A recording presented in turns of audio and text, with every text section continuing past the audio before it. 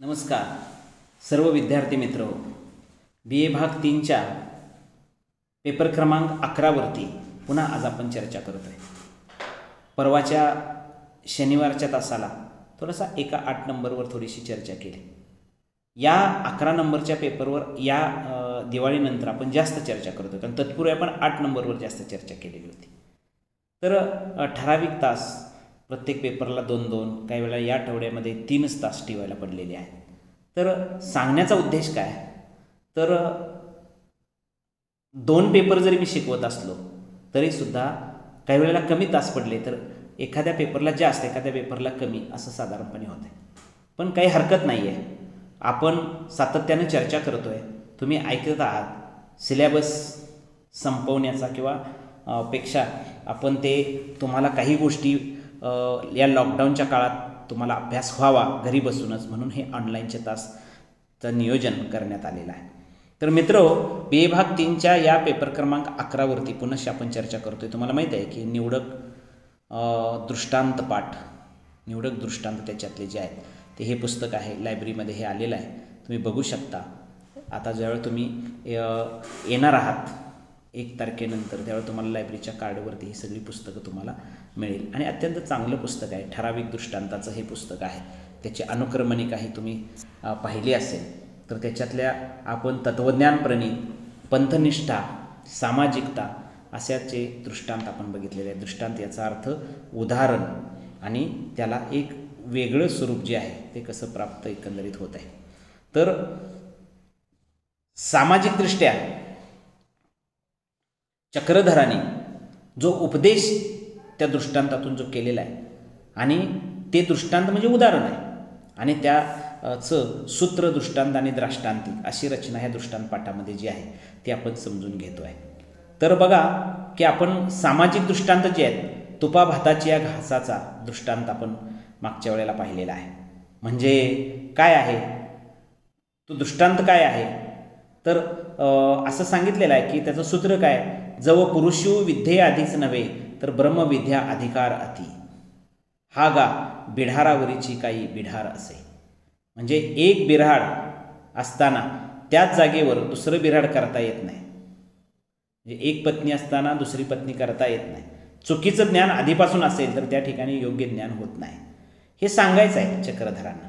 हे सांगण्यासाठी त्यांनी एक दृष्टांत दिलेला आहे। आई आपल्या मुलाला भरवण्यासाठी हातात तुपा भाताची वाटी घेऊन खाऊ घालण्याचा प्रयत्न करते, पण मूल न खाता इकडं तिकडं फिरतं, तोंड वळवतं, ते लाडाला येतं, ते नकार देतं। शेवटी आई कंटाळून म्हणते, असं असेल तर आरबट चरबट खाऊन पोट भरवून शेवटी नाईलाजानं वाटी खाली ठेवते ती, आणि त्याला जे आवड आहे तेच ते खातं। तसं वेगळं ज्ञान विद्या प्राप्त केल्यामुळं योग्य विद्याशास्त्राकडं जीव दुर्लक्ष करतो। नको ते ज्ञान काही वेळेला घेण्याची सवय असते, आणि त्यामुळं आपली इंद्रिय जी आहे ते योग्य ज्ञान घेऊ शकत नाहीत, आणि म्हणून त्याला एक वेगळी जाण शास्त्रात सांगण्याचा प्रयत्न केलेला आहे। तर या अंगानं त्याची सगळी एकंदरीत रचनात्मक मांडणी आपल्या डोळ्यासमोर येते। तर मित्र, की या जाणीवेतून ज्यावेळेला आपण काही गोष्टी बघतो आहे, किंवा या जाणीवेतून काही गोष्टी आपण ज्यावेळेला समजून घेतो आहे, त्यावेळेला त्याची एक जाणीवपूर्वकता किंवा या दृष्टांताची एक वेगळी विचारप्रणाली या टप्प्यावरती कुठंतरी जाते। म्हणजे वेगवेगळं ज्ञान विद्या प्राप्त केल्यामुळं योग्य विद्या येतच नाही, आणि योग्य गोष्टीला आपण प्राधान्य देत नाही, असं दाष्टांतिक त्यानं काढलेलं आहे। आणि म्हणून ज्ञानी व्यक्तीनं जर योग्य गोष्टीचं ज्ञान सांगण्याचा प्रयत्न केला तरी मनुष्य तिकडं दुर्लक्ष करत असतो, तिकडं लक्ष देत नाही, म्हणून ज्ञान घेण्याच्या साधकानं कधीही त्याची तृप्तता होऊ शकत नाही। हे सांगितलेलं आहे। त्याचा भावार्थ काय आहे, म्हणजे वास्तविक हे दृष्टांतिक आहे, किंवा त्याचा भावार्थ काय, तर चक्रधर स्वामींनी पैठणी इथं दादोश यांनाचं निमित्त करून हा दृष्टांत सांगितले। समाजातील मनुष्याची प्रवृत्ती काय असते, प्रत्येक गोष्टीची वेगवेगळ्या तरा कशा असतात, आणि मग चांगलं जिकडं आहे तिकडं माणूस लक्ष देत नाही, आणि मग वाईट जी गोष्ट जी आहे त्याला लवकर पटते, आणि योग्य ज्ञानी व्यक्तीनं सांगितलं तर ते पटत नाही, आणि मग काही दिवसानंतर वेळ निघून गेली तर ती गोष्ट जेव्हा त्याला पटायला लागते त्यावेळेला या ठिकाणी तोपर्यंत वेळ निघून गेलेली असते, आणि म्हणून साधुपुरुष जे सांगत असतात किंवा योग्य गोष्ट कोणती आणि अयोग्य गोष्ट कोणती हे ज्याला कळतं तर तो खरा ज्ञानी. पण एखाद्यानं तुझ्याविषयी अमकाम कसं म्हटलेलं आहे त्याची खात्री न करता ज्यावेळेला भांडायला जातो त्यावेळेला त्याच्यातलं ते अज्ञान असतं. कारण ते म्हटलं आहे का नाही, खरोखर तो म्हणेल का नाही याचा विचार जेव्हा त्याच्या मनामध्ये येणं हे तितकंच त्या काळात गरजेचे असतं. आणि म्हणून फार चांगली आहे, म्हणजे पूर्वसंचित ज्ञानावर समाधान मानणारी काही प्रवृत्ती काही ठिकाणी असते. तर मित्र, सामाजिकदृष्ट्या या दृष्टांतांना अत्यंत महत्त्वाचं स्थान आहे आणि ते सांगण्याचा प्रयत्न एकंदरीत इथं केलेला असतो. तर पुस्तक माझ्याकडं जे आहे ते ऑनलाईन किंवा याच्यामध्ये आहे आणि त्याच्यात एक वेगळा विचार जो आहे तो त्याच्यामध्ये एकंदरीत आलेला आहे. तर खरं तर ही सगळी गोष्ट जी आहे ती अत्यंत महत्त्वाची असते. आणि सामाजिकदृष्ट्या आता तुपा भाताच्या घासाचा सुद्धा दृष्टांत आहे. त्यानंतर कोणता दृष्टांत आहे तर हा दृष्टांत कोणत्या अंगानं तयार झालेला आहे किंवा त्या दृष्टांताला किती महत्त्वाचं स्थान आहे हे ज्यावेळेला आपण बघतो त्यावेळेला पुढचा जो दृष्टांत आहे तो मला इथं जरा थोडा ओपन होत नाही आहे, पण तरी पण तो मी प्रयत्न करतो आहे योग्य पद्धतीनं आहे कसं त्याचं एकंदरीत स्थान प्राप्त झालेलं असतं. आणि म्हणून हा तुपा भाताचा दृष्टांत जो आहे तो घेतल्यानंतर कोवळ्या वाळुका दृष्टांत ह्याच्यावरही थोडंसं आपण मागच्या वेळेला थोडीशी चर्चा केलेली होती आणि ती चर्चा आपण योग्य पद्धतीने केलेली होती असंही मला वाटतं आहे. म्हणजे हाही दृष्टांत कसा आहे, कोवळं वाळूक असतं आणि त्या वाळकाचा दृष्टांत काय, जीव सर्वाधारकार्या मनुष्य हा सर्व काही प्राप्त करण्यास पात्र आहे असं त्यांचं एवढंच आहे दृष्टांताचं. त्याचा सूत्र काय तर जीव सर्वाधिकार्या मनुष्य हा सर्व काही प्राप्त करण्यास पात्र असतो. हे सूत्र पटवून देण्यासाठी कोवळ्या वाळकाचं त्याचं उदाहरण दिलं आहे. कोवळं वाळूक जे असतं ना ते निर्दोष म्हणून सर्व ठिकाणी उपयोगाला येत असतं, वेगवेगळ्या ठिकाणी म्हणजे तळण्यासाठी, सांबार करण्यासाठी, सगळे येतं, कोशिंबीर करण्यासाठी, लोणचं करण्यासाठी, हे सगळं येतं. म्हणजे तिथं म्हटलेलं आहे की त्या वळकाचं लोणचं कसं त्यावेळेला करत असतील यादवांच्या काळामध्ये, तर त्याचं वर्णन आहे. आणि ते हिरवं खायचं म्हटलं तरीसुद्धा त्याला योग्य किंमत येते.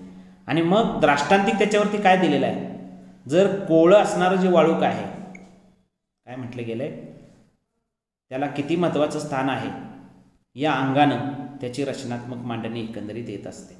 तर मला तो भाग जो आहे तो व्यवस्थितरित्या हे होत नाही आहे, काय आपण म्हणतो त्याला की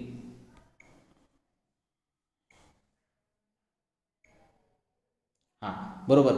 तर जसं कोवळं वाळूक जसं असतं ना तशा पद्धतीनं त्याचं भावार्थ काय हा दृष्टांत चक्रधर स्वामी यांनी डोमेग्रामला सांगितलेला आहे.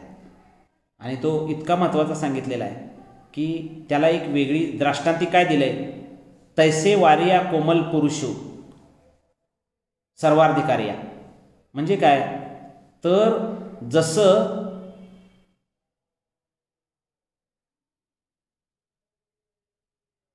जसं कोवळं वाळू सर्वोपयोगी असतं त्याप्रमाणे लहान असलेला पुरुष सर्व ठिकाणी शिक्षण घेण्यास योग्य असतो. त्याचं तसं भलं होऊ शकतं. अध्यात्म शिकवायचं म्हटलं तरीसुद्धा ते शास्त्राचा अभ्यास, वैराग्य याच्याकडून बरंच काही शिकता येईल. आणि म्हणून त्या अंगानं त्याची सगळी मांडणी जी आहे ती एकंदरीत रचना याच्यावरही थोडंसं विचार आपण मागच्या ह्याला केलेला होता, तासाला केलेला होता.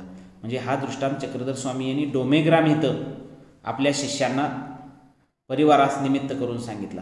स्वामींच्या या दृष्टांतातील सामाजिक मग काय म्हटलं आपण त्याला की सामाजिक प्रबोधनातून दूरदृष्टी दिसून येते. म्हणजे उत्तम समाज जर घडवायचा असेल तर समाजातील बालकांच्यावर, युवकांच्यावर योग्य त्या वयात योग्य ते संस्कार होणं गरजेचं आहे, हे सांगण्याचा प्रयत्न केला. संस्कार होणं गरजेचं आहे. कारण आपण काय करतो, जे ठरवतो ते साध्य याच काळात होत असतं. आणि जशी कोळी काकडी सर्व अर्थानं उपयोगी पडत असते, आणली जाते, त्याप्रमाणे बालवयात संस्कार कितीतरी त्याला त्याच्या स्वतःच्या आयुष्यामध्ये उपयोगी ठरत असतात. बालपणी त्यानं जे श्रवण केलेलं असतं, बालपणी त्यानं जे पाहिलेलं असतं, बालपणी त्याला जे शिकलेला तो असतो तो कधीही वाया जात नाही. एकदा लहानपणी केलेला संस्कार कधीही वाया जात नाही. म्हणून जीवनामध्ये बालपण इतकं महत्त्वाचं आहे. ते दृष्टांत कोवळे वाळुकाचा याच्यातून सांगितलेला आहे. त्यानंतर कुष्टी याचा पुढचा जो दृष्टांत आहे ना तो महत्त्वाचा आहे. आणि त्या दृष्टांतामध्ये साधारणपणे काय केलेलं आहे, म्हणजे कोणता गोष्ट त्याच्यामध्ये स्पष्ट केलेली आहे हे ज्या वेळेला आपण समजून घेऊ त्यावेळेला त्याला एक महत्त्वाचं म्हणजे कुष्टी याचा दृष्टांत आहे. मूळ दृष्टांत हा क्रमांक 53 आहे, पण निवडक ह्याच्यामध्ये तो 10व्या क्रमांकाला ज्या वेळेला आला त्यावेळेला दृष्टांत कुष्टी याचा देवो माझा मी देवाचा ऐसिया परी असी जो का देमती.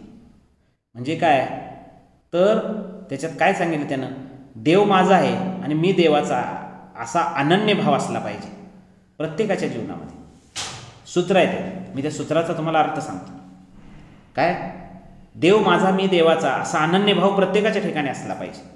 हे पटवून देण्यासाठी चक्रधर स्वामींनी दृष्टांत सांगितलेला होता. तो केशवदासांनी आहे तसा घेतला.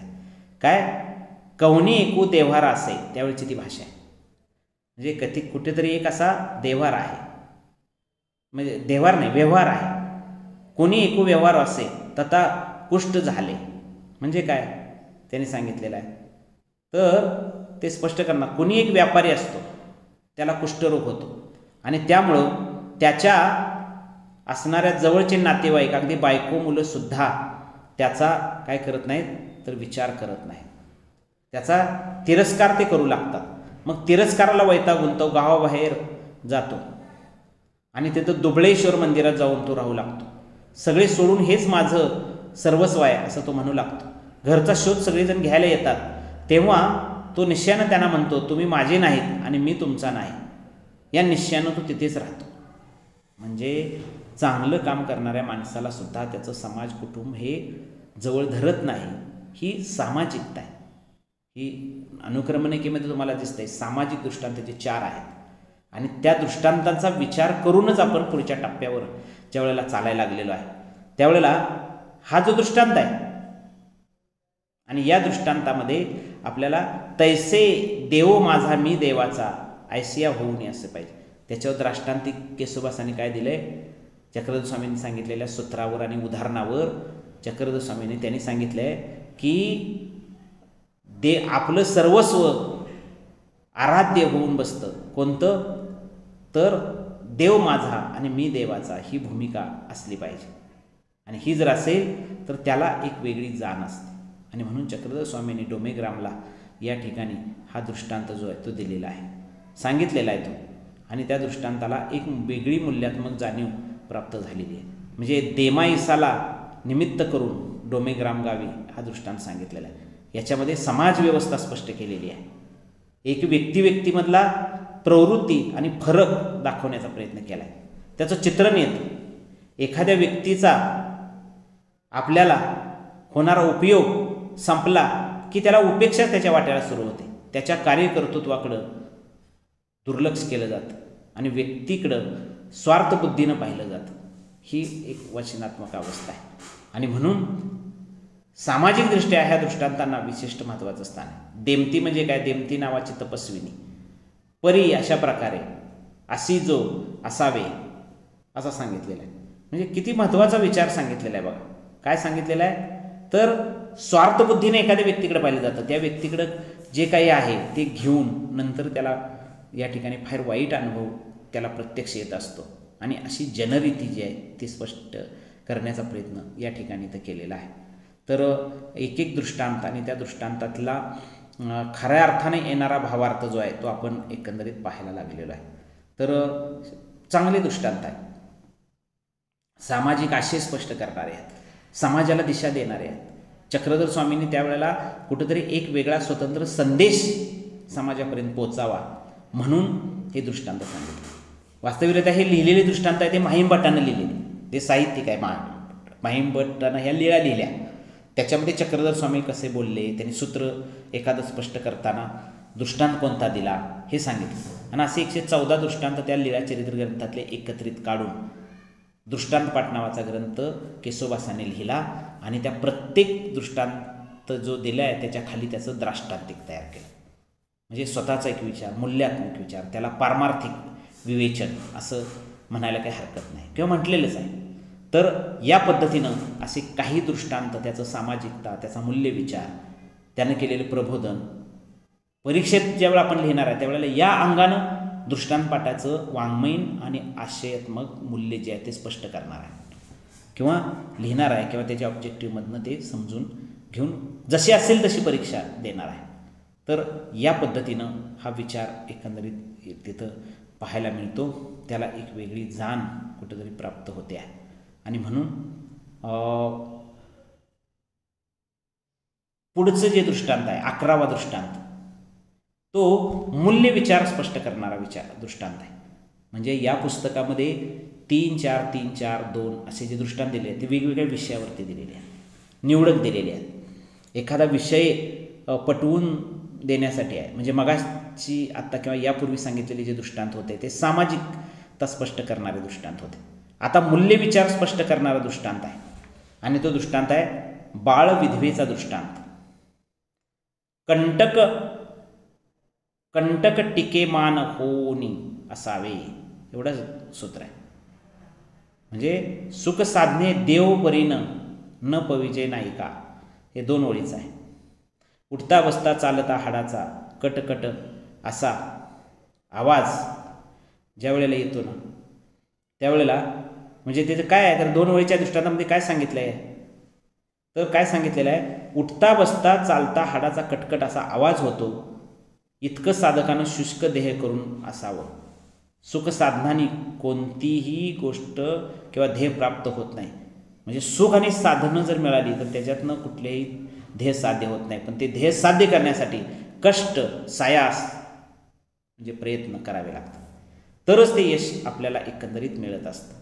त्याच्यावर दृष्टांत काय दिला आहे म्हणजे तो दृष्टांत लीळाचरित्रामधला आहे तसा इथं आहे. जसा त्यावेळची जी भाषा आहे त्यापेक्षा त्याचं आशय मी तुम्हाला सांगतो किंवा त्या दृष्टांताचा मराठी म्हणण्यापेक्षा थोडंसं त्याचं विश्लेषण किंवा त्या यादवकालीन भाषेपेक्षा आत्ताच्या भाषेत त्याचं विचार. कोणी एक बालविधवा असते, ती कुच्छ चांद्रायन व्रत करते आणि महिनाभर उपवास करते. त्यामुळे ती सर्व गोष्टीवर संयम मिळवते. त्यामुळे तिचं आयुष्य, उर्वरित आयुष्य पूर्णत्वात जातं. आणि ते खरं आहे. निष्ठापूर्वक एखादं काम केलं असेल, निष्ठा ठेवून एखादी गोष्ट जाणीव स्वीकारली असेल तर ती गोष्ट कधीही वाया जात नाही. त्यामुळे त्याला एक वेगळ्या प्रकारची जाणीव प्राप्त झालेली असते. आणि म्हणून काय म्हटलं गेलेलं आहे तर त्याच्यावरती अत्यंत सुंदर असा हा एक दृष्टांतिक दिलेला आहे. तैसे अनुसरला संयमो करी देह दमन करी तया देहा रोखन काय म्हटलं गेलं आहे करी. म्हणजे काय तर साधक पुरुषानं संयम ठेवल्यास त्याचं जीवनसुद्धा सार्थकी लागेल. हा एक दृष्टांतिक केशोबासांनी त्याच्यावरती तयार केलेला आहे. त्याच्यामुळं सूत्र, दृष्टांत आणि दृष्टांतिक अशी ही जी रचना आहे ती फार चांगल्या पद्धतीने इथं झालेली आहे. शब्दांचे अर्थ व्यवस्थित सांगितलेले आहे. सामाजिक जागृतीसाठी चक्रधर स्वामींनी बेलापूर इथं महदायसेला निमित्त करून समाज जागृतीसाठी नीतिमूल्यांची किती गरज आहे. समाज जागृतीसाठी प्रत्येक माणसानं आपले स्वतःचे नियत सांभाळणं गरजेचं आहे आणि त्या अंगानं त्याच्या जीवनाचा एक स्वतंत्र विचार स्पष्ट होतो. आणि म्हणून सामाजिक जागृतीसाठी कोणत्याही क्षेत्रात साधकानं स्वतःला झोकून दिलं पाहिजे, संयम ठेवला पाहिजे. हा मूल्यविचार या दृष्टांतातून आवर्जूनरित्या खरं तर पुढे येताना आपल्याला दिसतो. काही शब्दार्थही या ठिकाणी दिलेले आहेत. प्रत्यक्षरित्या ऑनलाईनच्या माध्यमातून काही सांगायच्या मर्यादा जरी असल्या तरीसुद्धा तुम्ही पुस्तक ज्या वेळेला बघणार आहात त्यावेळेला तुम्हाला एकदम चांगलं सूत्र, त्या सूत्राचा मराठीत अर्थ, दृष्टांत, त्या दृष्टांताचा मराठीत अर्थ आणि नंतर त्याचं दृष्टांतिक, त्याचाही मराठीत अर्थ, शब्दार्थ, तो दृष्टांत कुठं सांगितला, कुणी सांगितला, त्याचं सांगण्याचा उद्देश काय किंवा प्रत्यक्ष कुठं सांगितला याच्याविषयीचं सखोल विवेचन या दृष्टांतपाठ या ग्रंथामध्ये म्हणजे निवडक ग्रंथामध्ये, संपादित पुस्तकामध्ये तुम्हाला पाहायला मिळेल. आणि म्हणून तुम्ही सर्व विद्यार्थी वेगवेगळ्या जाणीवेतून काही गोष्टी समजून घेत आहात. त्याला एक वेगळ्या प्रकारची किनार आहे आणि मग मनाचं समाधान किंवा मनातला आनंद किंवा लिहिण्याची, ऐकण्याची प्रचंड उर्मी ज्याच्या मनामध्ये जागृत झालेली असते किंवा त्या अंगानं प्रत्येकजण जसा विचार करतो त्या पद्धतीनं तुम्ही त्याचा विचार निश्चितपणे कराल असं मला वाटतं. निवडक दृष्टांत पाठ हा ग्रंथ तसा कथात्मक ग्रंथ म्हणायला काही हरकत नाही. मराठी साहित्यातला पहिला कथासंग्रहच तो आहे की काय असं म्हणजे अनेक अभ्यासकांनी त्याच्यावरती विवेचन एकंदरीत केलेलं आहे. तर मित्रहो, हा जो तास आहे तो पेपर क्रमांक 11साठी आणि हा तास पूर्णपणे दृष्टांत पाठ या ग्रंथाविषयी थोडंसं पाठीमागं राहिलेलं आहे जे कमी म्हणून मी या तास 2-3 तास या आठवड्यात घेतो, 1-2 तास त्या पेपरसाठी घेतो आहे. तर मला वाटते फार चांगल्या पद्धतीनं तुम्ही एकंदरीत या सर्व गोष्टींचं विवेचन समजून घेत आहात, चांगला विचार डोळ्यासमोर ठेवत आहात. दृष्टांत पाठ ग्रंथ आवर्जून तुम्ही नाही वाचला, 114 दृष्टांत जरी तुम्ही नाही वाचले तर निवडक ह्याच्यात जे 30-40 दृष्टांत घेऊन हे पुस्तक अभ्यासक्रमासाठी लावले, हे तरी चांदचित्तानं त्याची प्रस्तावना प्रत्येक दृष्टांताचा विषयीचा काही भाव आशय समजून घेऊन तुम्ही त्या दृष्टीनं पुढं जावावं असं मला एकंदरीत वाटतं. मित्रहो, भेटूया पुढच्या आणखी तासाला परवाच्या आणि बऱ्याच गोष्टी एकंदरीत जाणून घेऊया.